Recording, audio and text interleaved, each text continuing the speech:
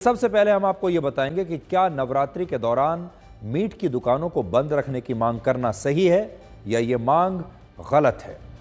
सबसे पहले तो आप इस सवाल को सुन लीजिए ठीक से कि नवरात्रि के दौरान क्या भारत में मीट की दुकानों को बंद कर देना चाहिए।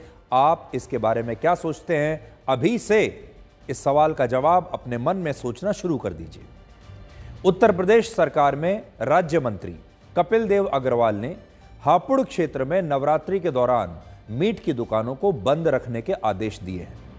उनका कहना है कि नवरात्रि के 9 दिनों में मीट की दुकानों को खोलना गलत है और इससे हिंदुओं की आस्था का अपमान होता है। हालांकि कपिल देव अग्रवाल उत्तर प्रदेश के कौशल विकास मंत्री हैं और मीट की दुकानों पर किसी भी तरह की पाबंदी लगाने का अधिकार उनके पास नहीं है। यह अधिकार राज्य के नगर विकास मंत्री के पास होता है और जो मंत्रालय उनके पास है उसका तो दूर दूर तक इस मामले से कोई लेना देना नहीं है।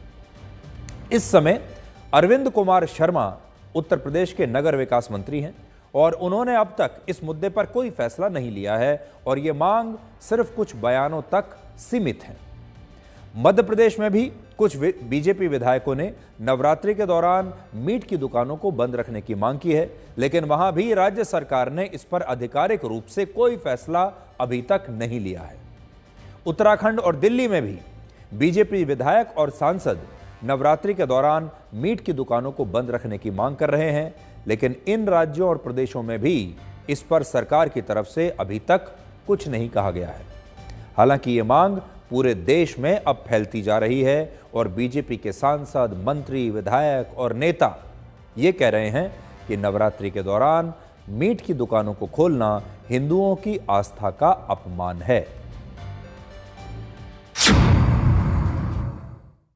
नवरात्र आ रहे हैं तो मीट की दुकानों के लिए क्या सरकार की तरफ से आदेश जारी हुए? नवरात्रों में ऐसा कुछ निर्देश आया क्या? निर्देश आया सामान्य रूप से मंदिर के आसपास और ये जो भी है इस रास्ते में बंद कराइए, उसको बंद कराइए सकते 9 दिन में नवरात्रों में कोई मीट की शॉप नहीं खुलेगी, ठीक है ना? सत्य कराइए, उनको बुला के बात करिए, ठीक है ना? चलिए सर दुकान नहीं खुलेगी। अध्यक्ष जी, सारे अधिकारियों को निर्देश दे दिए गए हैं। कोई भी मांस मच्छी वाला दिल्ली में इलीगल बैठा हुआ है तो उसको तुरंत हटाने का निर्देश हमने दे दिया। चलिए, ये मीठी ईद है, ये बकरीद नहीं है और बीच में हमारे नवरात्रे भी हैं। जैसा कि आपने होली पे देखा, हमने सब लोगों से निवेदन किया और उनके धर्म का भी सम्मान किया। अब मैं उनसे भी अनुरोध करूंगा कि हम भी उनके धर्म का सम्मान करेंगे और वो भी हमारे धर्म का सम्मान करें। बकरीद की बजाय मीठी ईद है, ये मीठी ईद मनाएं, सेवियां मनाएं और जिससे दुकानें खोलने की जरूरत नहीं पड़ेगी। नवरात्रे आ रहे हैं, साल में 2 बार नवरात्रे आते हैं। हिंदुओं का सबसे बड़ा पर्व है, माँ की पूजा होती है और तो उसमें अगर मंदिरों के आगे अगर मांस की दुकान खुलती है, कहीं ना कहीं हमारी आस्था को ठेस पहुंचता है और लोगों की जन भावनाओं को भी ठेस पहुंचता है। इसलिए इस बार मैं डीएम साहब को पत्र दे रहा हूँ, मैं डीसी साहब को पत्र दे रहा हूँ, कमिश्नर एमसीडी को पत्र दे रहा हूँ कि नवरात्रों में दुकानें बंद रहें और निवेदन कर रहा हूँ, क्योंकि कहीं ना कहीं मंदिरों के आगे जब दुकान खुलती है मांस की तो हिंदू आस्था को फर्क तो पड़ता ही है। आप कह रहे नवरात्रों में तो बंद होनी चाहिए, वैसे भी रेजिडेंशियल एरिया में नहीं होनी चाहिए। मीट की दुकानें इतनी खुल गई हैं दिल्ली में, मेरा एरिया कस्तूरबा नगर है, बीच रोड पे बारापुला से उतरते हैं, फुटपाथ के ऊपर पूरी दुकान लग गई। तो इतना गदर मचा हुआ है दिल्ली के अंदर। मैं तो नवरात्रों की छोड़िए, रेजिडेंशियल एरिया में इमीडिएटली बंद होनी चाहिए। ये तो पूरे हिंदुस्तान से मांग उठ रही है, दिल्ली में भी ये मांग उठी है और कई लोगों ने इसमें कहा है। मेरा कहना है कि नवरात्रि का एक ऐसा पर्व है जहां हिंदू एक लौंग पर भी दिन भर का नहीं 9 दिन का व्रत करता है। हिंदू एक गिलास दूध पर भी दिन भर का व्रत करता है। हिंदू एक गिलास पानी पर भी दिन भर का व्रत करता है। तो ये जो पवित्र दिन है 9 दिन जब हिंदू इतनी साधना के साथ रहना चाहता है और पूजा पाठ करना चाहता है, तो मैं चाहता हूँ, या पूरा देश भी ये चाहता है, या हिंदू समाज ने जिनने मांग की है वो भी ये चाहते हैं कि जब हम लोग कहते हैं कि ये गंगा जमनी तहजीब है, ये सर्वधर्म समभाव का देश है, तो अब मौका है कि हिंदुओं की भावनाओं का सम्मान करो। और सापा के जो लोग हैं, कांग्रेस के लोग हैं और जो तमाम मुल्ला और मौलवी हैं, इन सबसे अपील है कि वो इस सनातन के इस पर्व का अगर वो सम्मान करेंगे तो सनातन उनके पर्व में भी सम्मान करेगा। और इसलिए अगर 8 दिन 9 दिन अगर कोई मीट मांस नहीं खाएगा तो कौन सा मुसीबत में आ जाएगा।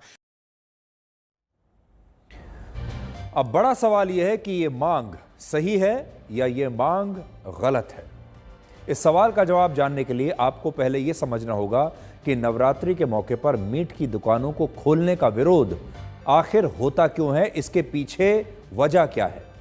तो इसका कारण यह है कि हिंदू धर्म में नवरात्रि के 9 दिनों को सबसे पवित्र माना गया है और इस दौरान बहुत सारे लोग व्रत रखते हैं और अपने व्रत के खाने में बहुत सारे लोग ऐसे हैं जो प्याज और लहसुन का भी इस्तेमाल नहीं कर सकते, नहीं करते हैं। और आप में से भी बहुत सारे लोग ऐसे होंगे जिनके परिवारों में, घरों में इस दौरान व्रत रखा जाता है, उपवास रखा जाता है। और अगर आप कोई खाना खाते भी हैं तो इस दौरान आप मीट नहीं खाते, यहाँ तक कि प्याज का जो प्रयोग है वो भी वर्जित माना जाता है। हिंदू धर्म में नवरात्रि के दौरान दैवीय शक्ति की उपासना की जाती है और यही कारण है कि लोगों की धार्मिक शुद्धता को देखते हुए मीट की दुकानों को बंद रखने की मांग हर साल होती है। ये पहली बार नहीं हो रहा, पहले भी न जाने कितनी बार अलग अलग राज्यों में नगर निगम और सरकारों द्वारा नवरात्रि के मौके पर मीट की दुकानों को बंद रखने के आदेश जारी हुए हैं और बहुत सारे लोग इस फैसले को मुस्लिम विरोधी मानते हैं।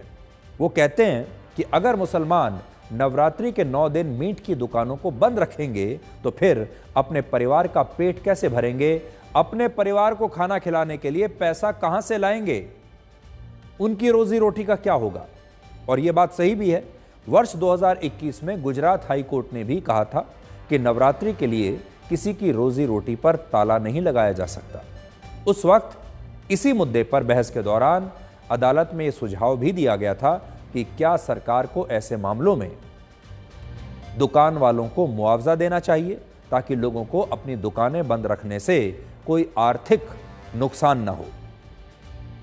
हालांकि यहां इस बात को भी समझना होगा कि नवरात्रि के दौरान मीट की दुकानों को बंद रखने की मांग करना पूरी तरह से गलत भी नहीं है। कुछ उदाहरण देखिए। उदाहरण के लिए कुरान में शराब को सख्त रूप से वर्जित माना गया है और इसे पीना तो दूर, शराब का कारोबार करने को भी इस्लाम धर्म और शरीयत की तौहीन माना जाता है। सऊदी अरब के मक्का में जहां पैगंबर मोहम्मद साहब का जन्म हुआ और जहां आजकल अल काबा और अल हरम मस्जिदें हैं, वहां शराब की बिक्री वर्जित है, वहां शराब नहीं बेची जा सकती और ना ही वहां पर गैर मुसलमानों को जाने की इजाजत है। इसके अलावा कई मुस्लिम देशों में रमजान के महीने के दौरान लोगों को सार्वजनिक स्थानों पर कुछ भी खाने पीने से परहेज रखने के लिए कहा जाता है, क्योंकि ऐसा माना जाता है कि अगर कुछ लोग सार्वजनिक स्थानों पर इस दौरान खाना खाते हुए दिखते हैं तो इससे रोजा रखने वाले मुसलमानों की भावनाएं आहत हो सकती हैं। इस दौरान मैं खुद आपको अपना अनुभव बता सकता हूं। इस दौरान अगर आप किसी मुस्लिम देश में जा रहे हैं, किसी इस्लामिक देश में जा रहे हैं और फ्लाइट में हैं, तो फ्लाइट में भी लैंड करने से पहले यह अनाउंसमेंट की जाती है कि यहाँ पर अगर आप जब नीचे जाएंगे, जब उतरेंगे इस देश में, इस समय रमज़ान का महीना चल रहा है और ऐसे में आप यहाँ के जो लोकल लोग हैं, स्थानीय लोग हैं, उनकी भावनाओं को आहत ना करें और सार्वजनिक रूप से खाना खाने से परहेज करें, क्योंकि इससे रमज़ान के दौरान रोज़ा रखने वाले मुसलमानों की भावनाएं आहत हो सकती हैं। यह बाकायदा मैंने फ्लाइट में अनाउंसमेंट सुनी है। और जब आप जाते हैं ऐसी जगहों पर तो ज़्यादातर जगहों पर, मान लीजिए कोई रेस्टोरेंट है, कोई होटल है, खाने पीने की सार्वजनिक जगहें हैं, वो बिल्कुल सूनी पड़ी होती हैं। वहाँ पर कोई आपको खाना खाते हुए दिखाई नहीं देगा और लोग भी यही कहते हैं। वहाँ ये नहीं है कि अगर आप खाना मांगेंगे तो आपको मिलेगा नहीं, लेकिन तब भी आपसे ये कहा जाएगा कि आप ऐसी जगह पर बैठकर खाना खाइए जहाँ आप किसी को दिखाई न दें, ताकि वहाँ के लोगों की भावनाएं आहत ना हो। अब सवाल यही है कि जब धार्मिक आस्थाएं और शुद्धता के लिए कई देशों में रमज़ान के दौरान गैर मुसलमानों को सार्वजनिक स्थानों पर कुछ खाने पीने से भी हतोत्साहित किया जा सकता है और लोग इन प्रतिबंधों का पूरा सम्मान करते भी हैं, तो फिर भारत में ऐसा क्यों नहीं हो सकता? हमारे देश में इस पर इतना विवाद इसलिए है क्योंकि भारत के हिंदुओं में क्षेत्रीय आधार पर काफ़ी विविधता है। यहाँ पर क्षेत्रीय आधार पर हिंदुओं की मान्यताएं भी अलग अलग हैं। उदाहरण के लिए उत्तर भारत के हिंदू नवरात्रि के दौरान मांस खाने को गलत मानते हैं लेकिन पश्चिम बंगाल, उड़ीसा और पूर्वोत्तर के राज्यों में नवरात्रि के दौरान मांस खाना धार्मिक रूप से गलत नहीं माना जाता। पश्चिम बंगाल और उड़ीसा में तो नवरात्रि के दौरान बहुत सारे हिंदू पूजा पाठ के बाद मांस खाते हैं और यही कारण है कि जब नवरात्रि के दौरान उत्तर भारत के हिंदू मीट की दुकानों पर प्रतिबंध लगाने की मांग करते हैं तो पूरे देश के हिंदू इस मांग को लेकर एकजुट नहीं होते। सी वोटर ने इसी मुद्दे पर एक सर्वे किया था जिसमें 61% लोगों ने कहा था कि वो नवरात्रि के दौरान मीट की दुकानों पर पाबंदी लगाने का समर्थन करते हैं और 28% लोगों ने इन पाबंदियों का विरोध भी किया था। यहां दो और बातें बड़ी महत्वपूर्ण हैं। पहली बात, यह दावा है कि मीट की दुकानें सिर्फ मुसलमान ही चलाते हैं, मीट की दुकानें सिर्फ मुसलमानों की ही होती हैं। अक्सर ये गलतफहमी भारत के लोगों में है। भारत में 60% मीट की दुकानें और मीट का व्यापार हिंदू समुदाय के लोग करते हैं और 40% दुकानें मुस्लिम समुदाय के लोगों की होती हैं। और ये आंकड़े हमारे नहीं हैं, बल्कि आंकड़े अलग अलग एनजीओज की अलग अलग रिपोर्ट के अनुमानों से ये आंकड़े निकाले गए हैं।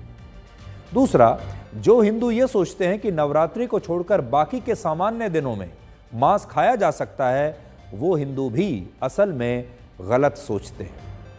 सनातन धर्म में नवरात्रि ही नहीं बल्कि सभी दिनों पर मांस खाने को लेकर साफ साफ लिखा है, मांस खाने को गलत माना गया है और सनातन धर्म जीव हत्या को पाप मानता है और इसका उल्लेख वेद, पुराण और उपनिषदों में भी किया गया है। सनातन धर्म तो वो धर्म है जो प्रकृति में हर चीज की पूजा करता है। जानवरों की पूजा होती है, पेड़ पौधों की पूजा होती है, जल की पूजा होती है, पर्वतों की पूजा होती है। और जो लोग सनातन धर्म को मानते हैं सही रूप से, वो तो कभी मीट खाने के बारे में सोच ही नहीं सकते। लेकिन हमारे देश के बहुत सारे हिंदू सोचते हैं कि वो नवरात्रि के दौरान या सिर्फ मंगलवार को मांस नहीं खा रहे हैं तो अपने सनातन धर्म का पूरी तरह से पालन कर रहे हैं। तो आपने देखा होगा बहुत बड़ी संख्या में हिंदू ऐसे हैं जो बड़े शौक से मीट खाते हैं। मीट के बिना उनका खाना भोजन पूरा नहीं होता, लेकिन नवरात्रि के दौरान वो मीट नहीं खाते। और बहुत सारे लोग ऐसे भी हैं जो हफ्ते में एक दिन अपनी मान्यता के अनुसार, बहुत सारे लोग ऐसे हैं जो मंगलवार को मीट नहीं खाते और फिर सोचते हैं कि उन्होंने अपने धर्म का जो परंपरा है उसे अच्छी तरह से निभा लिया है।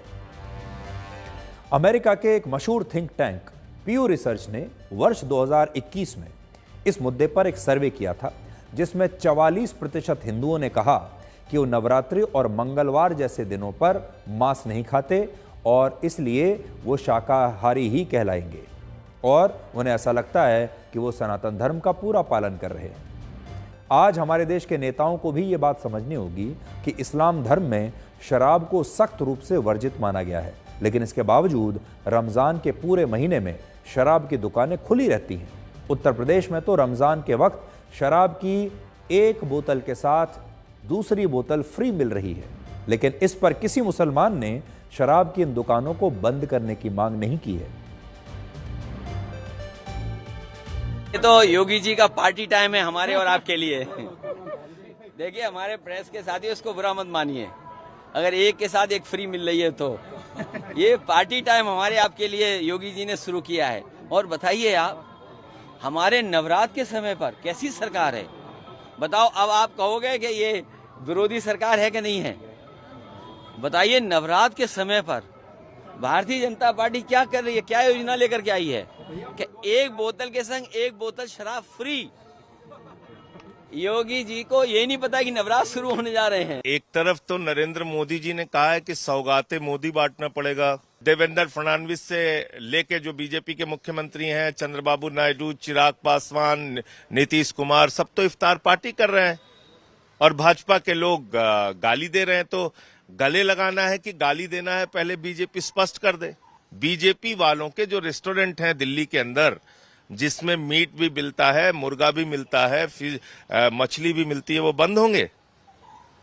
खाली ठेलिया वाले को 2 थप्पड़ मार के बहादुर बनना है भाजपाइयों के। अगर हिम्मत है तो नरेंद्र मोदी जी से बोलें कि भाई जितने भी यहाँ पे विदेशी जो एम्बेसीज हैं उनको बंद कराया जाए। कि देखिए, हमारे उत्तर प्रदेश में 60% की आबादी, तकरीबन 18 करोड़ लोग मांस खाते हैं। मुसलमान तो 5 ही करोड़ हुए, मान के चलिए आप। तो 18 करोड़ लोगों के हक हकूक पे, अधिकार पे कपिल जी को हमला करने का कोई मतलब नहीं। और जब इस सनातनी सरकार में दारू जो है एक पे एक फ्री मिल रही है, तो नवरात्रा के ज़माने में अगर मटन नहीं मिलेगा तो दारू का क्या होगा? भाजपा तय करेगी कि कौन से महीने में कौन क्या खाएगा, कौन सा कपड़ा पहने। मुझे कभी कभी हैरत होती है कि इसी दिल्ली में बैठ करके जगत प्रकाश नड्डा जी अपने विधायकों के भाषण नहीं सुनते, उनके बयान नहीं सुनते। मोदी जी अपने लोगों के बयान नहीं सुनते, अपने नेताओं के बयान नहीं सुनते। अमित शाह जी अपने नेताओं के बयान नहीं सुनते, और अगर सुनते हैं तो फिर इनका कान उमेट करके इनसे पूछते क्यों नहीं कि मैं जो है वो शेख तमीम को गले से लगा रहा हूं, मैं क्राउन प्रिंस सलमान को बड़ा बाहें फैला के गले से लगा रहा हूं, मैं शेख हसीना का स्वागत कर रहा हूं। क्या शेख हसीना को भी आप जो है मीठी ईद पे सिर्फ सेवई खिलाएंगे? क्या क्राउन प्रिंस को अगर बुलाएंगे या उनसे मिलने जाएंगे तो उनसे भी कहेंगे कि भाई हमारे यहाँ नवरात्र चल रहा है, आप सिर्फ जो है मीठी सेवई खाइए, आप नॉनवेज नहीं खा सकते?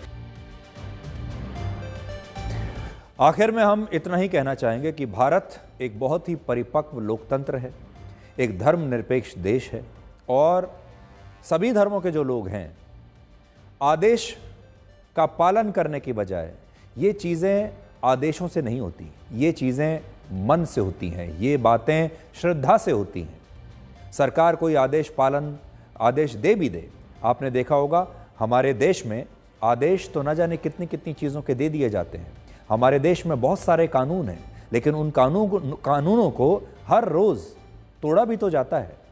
कहने को तो हर चीज़ के लिए कानून है, लेकिन वो कानून का पालन कहाँ होता है? लोग खुलेआम उन कानूनों को तोड़ते हैं। इसलिए ये जो धार्मिक भावनाएं हैं, इनके लिए कोई धार्मिक कानून नहीं, बल्कि इनके लिए मन से श्रद्धा होना बहुत आवश्यक है।